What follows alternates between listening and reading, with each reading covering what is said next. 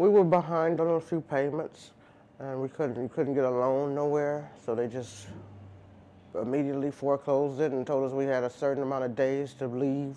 We had 30 days to move out, you know, in very such short notice, so that's what we had to do, put all our stuff in storage and move out and go into the shelter. And he says, I thought he'd never leave.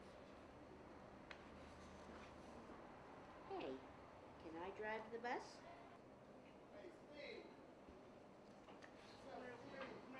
Vroom, vroom, vroom, vroom, vroom. Does he look sad? Just mad. Okay. People receive a foreclosure notice. They have to pack up. They have to find storage if possible, or they have to sell their belongings. They keep the minimum of clothing, food with them, and they're absolutely devastated.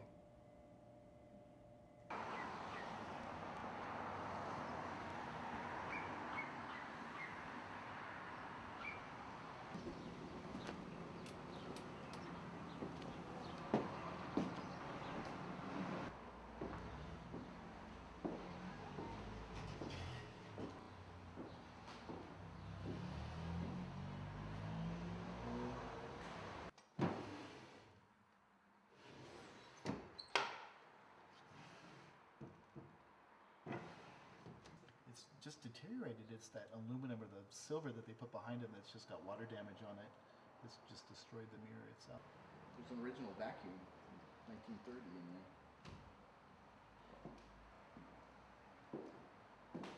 Oh, there it is. God was here. You think?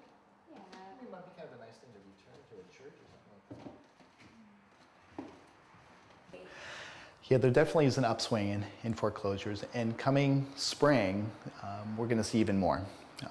Banks are actually holding on to their assets and holding on to their foreclosed properties, and they're going to let them out in stages because they also know that if they flooded the market with what they own, they would depress the value even further, and so by letting them out incrementally, you know, they'll actually be able to get some kind of return for the houses they're going to be selling. So.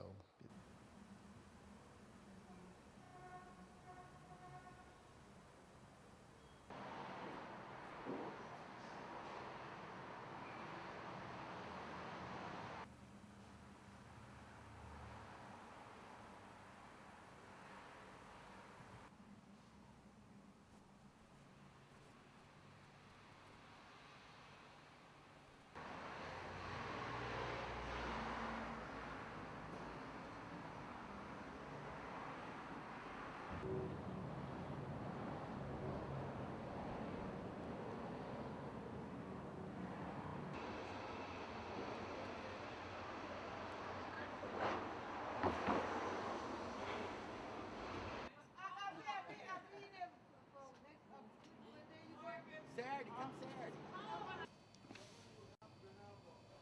Thank you,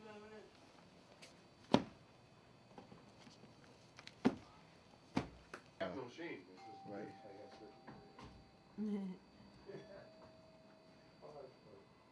I guess I'm speaking to Bob now about getting Facebook out.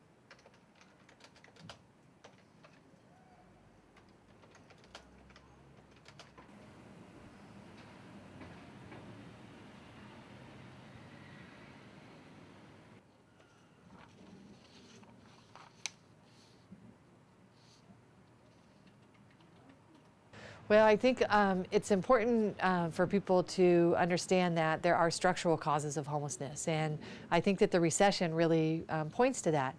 There's often this assumption that people are homeless because of bad decisions or through some fault of their own or some kind of other problem that they're having, addiction, mental illness, etc. But it really is very tightly connected to what policy decisions are being made on the state and federal and local level.